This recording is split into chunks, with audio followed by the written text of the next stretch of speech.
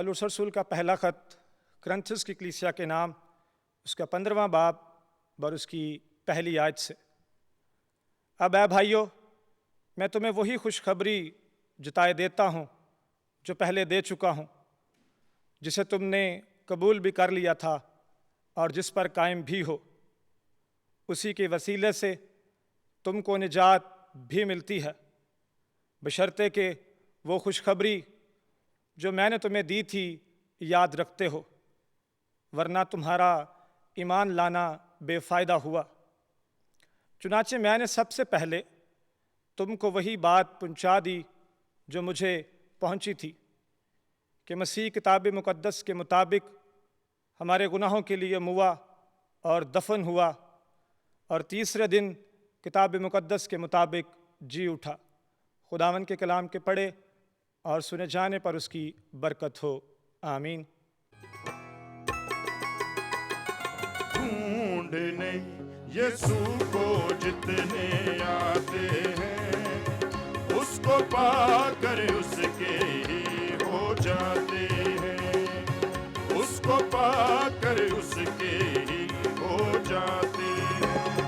ढूंढने यीशु को जितने आते हैं, उसको पाकर उसके ही हो जाते हैं।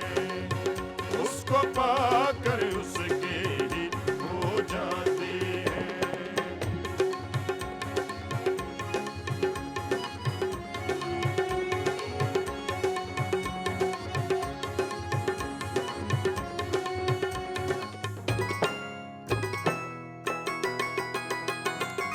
यीशु भी कल उनसे कहेगा, कौन हो तुम? यीशु भी कल उनसे कहेगा, कौन हो तुम? आज उसके नाम से जो शर्माते हैं, आज उसके नाम से जो शर्माते हैं। ढूंढने यीशु को जितने आते हैं, उसको पाकर उसके ही हो जाते हैं। उसको पाकर उसके ही हो जाते हैं।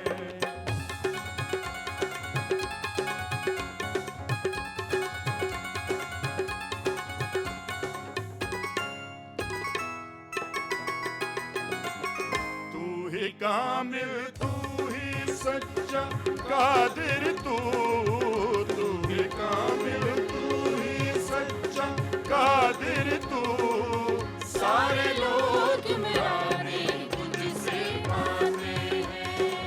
सारे लोग मुरादे तुझसे पाते हैं। ढूंढने यीशु को जितने आते हैं, उसको पाकर उसके ही हो जाते हैं। उसको पाकर उसके ही हो जाते हैं।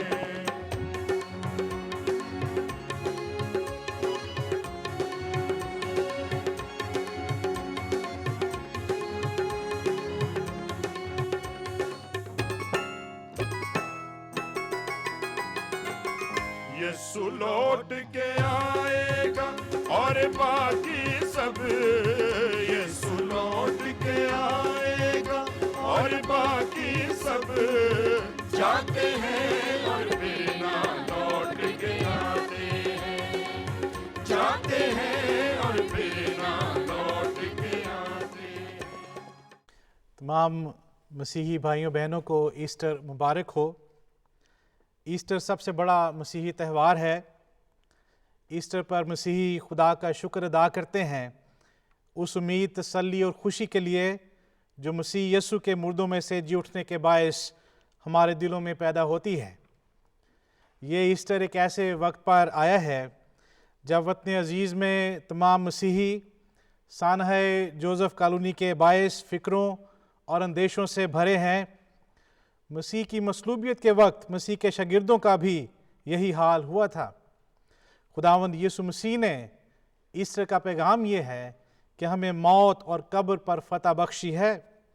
मसीह का मुर्दों में से जी उठना एक तारीखी वाक़या है लेकिन ये 2000 साल पहले रूपजीर होने वाला एक वाक़या ही नहीं, बल्कि मसीह का जी उठना एक हकीकत है, एक मौजूदा हकीकत है जिसकी रोशनी में हमें ज़िंदगियाँ बसर करना है। जब तक हम मसीह के जी उठने की अहमियत माजी, हाल और मुस्तकबिल के हवाले से ना समझें, हम ईस्टर के पैगाम को पूरी तरह से समझ नहीं सकते हैं। मसीह की खाली कब्र हर दौर के लिए अहम पैगाम है। मसीह के जी उठने से सलीब पर मसीह की मौत का मानी वाज़ेह हो जाता है। मसीह की सलीब पर मौत से शागिर्द दुखी हुए, मायूस हुए, उनकी सारी उम्मीदों पर पानी फिर गया। लेकिन जब अपने जी उठने के बाद मसीह शागिर्दों पर और बहुत से गवाहों पर जाहिर हुए, तो उन्होंने उनकी अक्लों को खोला और उन्हें समझ आ गई कि मसीह के दुखों और मौत और जी उठने के बारे में पहले से सहीफों में बता दिया गया था। मसीह का जी उठना मसीह की अल्लूहियत का मज़हर भी है। शागिर्दों ने मसीह को मौजज़ात करते, मुर्दों को जिंदा करते देखा। वो जानते थे कि वो इब्ने खुदा है, लेकिन जब उन्होंने मसीह को ज़ख्मी हालत में मार खाते, मसलूब किए जाते देखा, तो वो परेशान हो गए और छुप गए। लेकिन मसीह के जी उठने ने सब कुछ बदल दिया। और कलाम में लिखा है कि वो पाकीज़गी की रूह के एतबार से मुर्दों में से जी उठने के सबब से कुदरत के साथ खुदा का बेटा ठहरा।